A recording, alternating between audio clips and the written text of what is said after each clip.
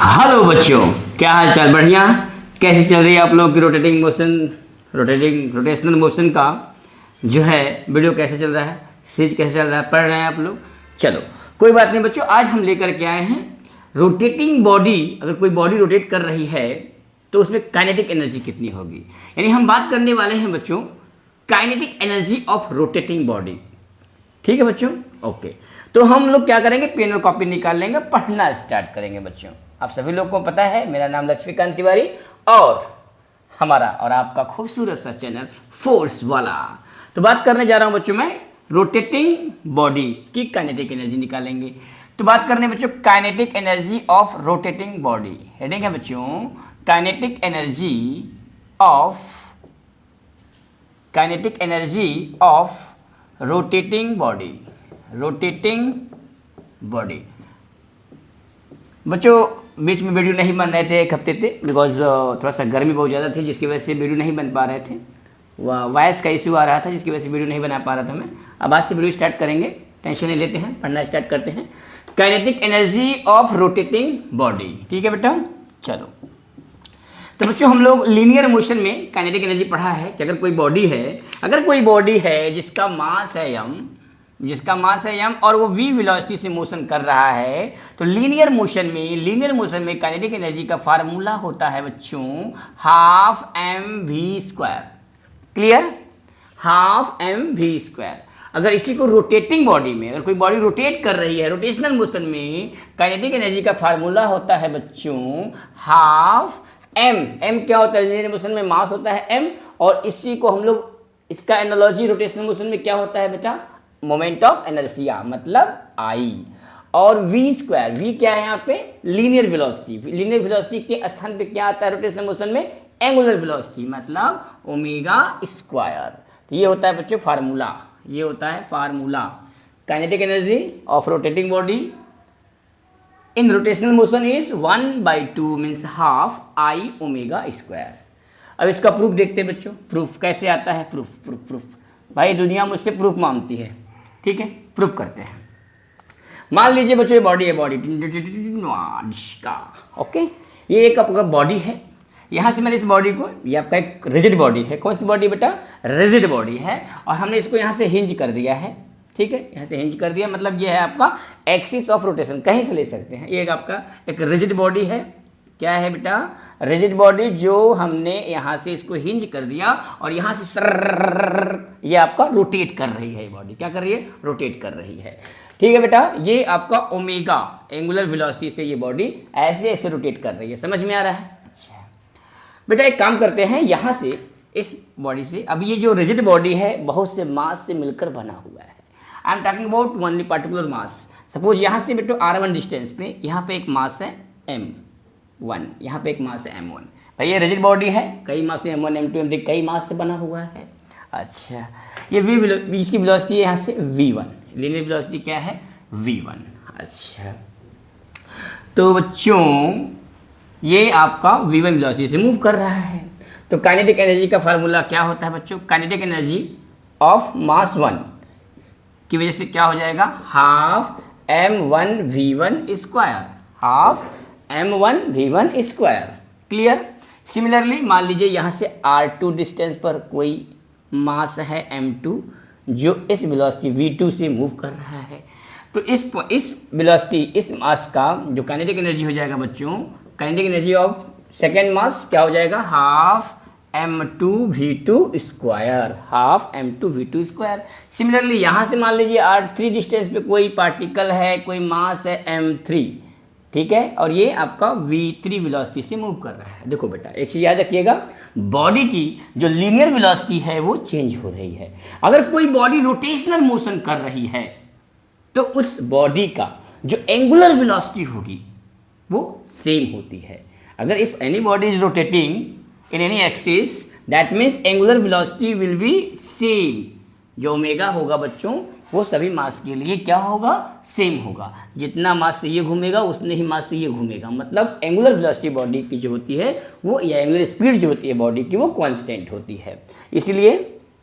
अच्छा अब बच्चों ध्यान देना कि V1 R1 V2 स्क्वायर। अच्छा हम लोग जानते हैं कि V इक्वल टू होता है बच्चों R ओमेगा, यहाँ पर ओमेगा तो कांस्टेंट है, तो V1 इक्वल टू हम लोग लिख सकते हैं R1 omega, V2 similarly V2 equal to लिख सकते हैं R2 ओमेगा, ओमेगा तो कांस्टेंट है। इसी तरह से बच्चों मान लीजिए बहुत से पार्टिकल हैं, पूरा कई मास से बना हुआ है, n मास, मान लीजिए काइनेटिक एनर्जी ऑफ nth कितना हो जाएगा, हाफ mnRn का स्क्वायर, V1 का स्क्वायर, सॉरी mn का स्क्वायर, ठीक है। अब चूंकि टोटल पूरी रिजिड बॉडी का हमको चाहिए काइनेटिक एनर्जी, तो टोटल काइनेटिक एनर्जी क्या हो जाएगी बेटा, total kinetic energy will be equal to, चूंकि काइनेटिक एनर्जी क्या होती है कि स्केलर क्वांटिटी है, उसको सिंपली जोड़ देंगे, यानी kinetic energy of first part mass plus kinetic energy of second mass plus kinetic energy of third mass and so on, kinetic energy of nth mass. Clear. तो बच्चों ये वैल्यू पुट करेंगे, half m1v1 square plus half m2v2 square, similarly half mnvn square. अच्छा बच्चा, तो v1 square, v1 के स्थान पे R1 ओमेगा स्क्वायर, v2 के स्थान पे R2 ओमेगा लिख सकते हैं ना। तो यहाँ पर लिख दीजिए हाफ m1, ये हो जाएगा v1 का मतलब R1 ओमेगा, तो R1 square omega square plus half m2 v2 half m2 R2 square omega square and so on half mn Rn square omega square. अच्छा बच्चों, इसमें से कॉमन क्या निकलेगा, हाफ निकलेगा और ओमेगा निकलेगा ना, तो कॉमन निकाल लेंगे, तो हाफ ओमेगा स्क्वायर ले लिया मैंने कॉमन। अब इसमें क्या बचेगा बच्चों, m1 R1 का स्क्वायर प्लस m2 R2 का square and so on mn Rn का स्क्वायर। बच्चों ये क्या होता है, m1 R1 स्क्वायर आपने पढ़ा होगा, I क्या है, मोमेंट ऑफ इनर्शिया, ठीक है। हाफ क्या होता है, I equal to mr square है ना बेटा, I equal to mr square, तो ये क्या है, m1 R1 square plus m2 R2 square plus m3 R3 square, क्या हो गया, ये हो गया आपका मोमेंट ऑफ इनर्शिया। क्या हो गया बेटा, moment of inertia. So formula आया total kinetic energy of the rigid body, half I omega square, half I omega square, यही मैं बताया था यहाँ फार्मूला में आपको, ठीक है, नोट करो यहाँ तक। So this is the kinetic energy of rotating body. मिलेंगे जब हाँ हाँ हाँ बारिश होगी मेरे सनम, नोट कर लिया आपने, नोट कर लिया इसको। चलो अब बच्चों बात करने वाले हैं हम मेरे सनम,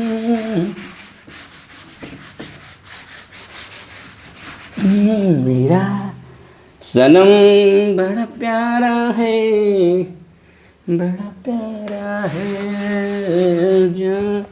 अच्छा बच्चों, अब हम बात करने वाले हैं कि अगर कोई बॉडी रोटेट कर रही है तो उस रोटेट कर रही है तो उस पर टार्क लगा होगा, और उस टार्क की वजह से कितना वर्क डन होगा बॉडी पे, यानी I am talking about work done by torque, work done by torque, work done by torque.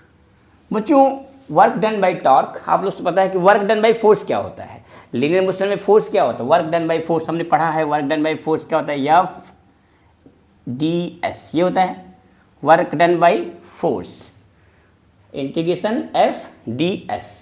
Similarly work done by torque हो जाएगा, फोर्स के स्थान पे बच्चों रोटेशनल मोशन में क्या आता है, फोर्स का एनालॉजी क्या होता है रोटेशनल मोशन में, टार्क होता है, तो इंटीग्रेशन टाउ ds, ds क्या है पे, लीनियर डिस्प्लेसमेंट के स्थान पे क्या आएगा बेटा, एंगुलर डिस्प्लेसमेंट, क्या आएगा बच्चों, एंगुलर डिस्प्लेसमेंट मतलब d theta. So this is the formula for finding the work done by the torque, by the torque.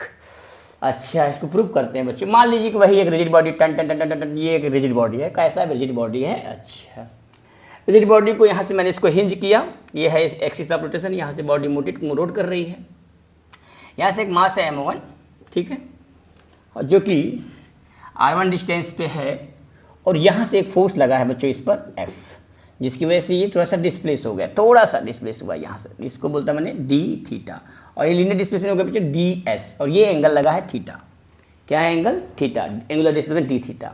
अब इसके दो, अब यहाँ का एंगल क्या है इसका अल्फा, इसके दो कंपोनेंट होंगे, एक x में होगा एक y में होगा, मतलब कि एक हॉरिजॉन्टल एक परपेंडिकुलर, दो एक्सिस होंगे, एंगल पे लगा हुआ है फोर्स।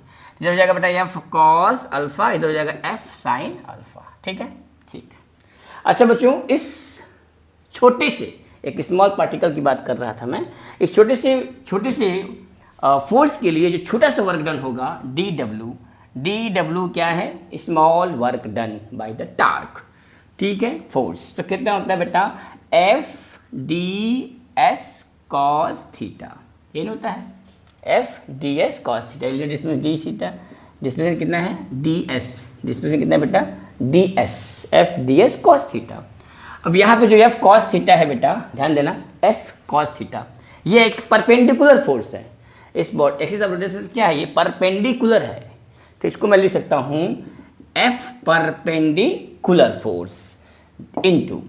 अब जो डी एस क्या होता है, आपने पढ़ा होगा कि linear displacement S equal to R theta होता है, तो इस तरह से डी एस इक्वल टू हो जाएगा बेटा R D theta, R D theta क्या हो जाएगा बेटा, आर डी थीटा। तो यहाँ मैं लिख सकता हूँ एफ कॉस थीटा के स्थान पे एफ परपेंडिकुलर लिया, यहाँ लिखा मैं आर डी थीटा। अच्छा बच्चों, मुझे ये बताओ कि टार्क का फार्मूला क्या हमने पढ़ा है। टार्क का फार्मूला ये होता था कि R into perpendicular force. R क्या है यहाँ पोजिशन वेक्टर आर है, displacement R, F dot R, ये आपका टार्क बन जाएगा। क्या बन जाएगा बेटा, टार्क टाउ डी थीटा, ये क्या बन गया डी डब्ल्यू। अब छोटे से वर्क डन के लिए पूरे रिजिड बॉडी का जो रोटेट कर रही है इस एक्सिस के अकॉर्डिंग, उस पूरे बॉडी का हमको अगर निकालना हो कि कितना वर्क डन हुआ पूरी बॉडी रोटेटिंग बॉडी का, तो इसका इंटीग्रेशन कर देंगे। तो इंटीग्रेशन डी डब्ल्यू और integration tau D theta. D W का इंटीग्रेशन क्या हो जाएगा बेटा, W integration tau D theta. ठीक है, तो this is the formula for finding the work done by torque, tau D theta. Clear, note कर लो इसको। अब हम लोग करेंगे कुछ न्यूमेरिकल्स, प्यारे प्यारे छोटे छोटे ऐसी वर्मा से लिए गए कुछ न्यूमेरिकल सॉल्व करेंगे। ठीक है, यहाँ तक नोट करिए आप लोग। चलो